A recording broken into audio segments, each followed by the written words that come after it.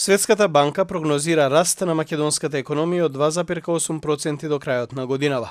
Зголемување за 0,5% поени се очекува следната година, додека во 2019 година Светската банка очекува Македонија да забележи економски раст од 3,8%.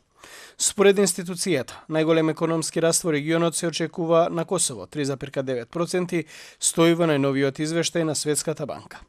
Албанија се прогнозира дека ќе има економски раст од 3,5%, Босна и Херцеговина 3,2%, Црна Гора 3,3%, Србија 3% и Хрватска 2,9%. Економијата во 2018 година во регионот треба да има раст од 4,2% во Косово, 3,7% Босна и Херцеговина, 3,5% во Албанија и Србија, Црна Гора 3% и 2,5% во Хрватска. Во 2019 година се предвидува раст на косовската економија од 4,4%.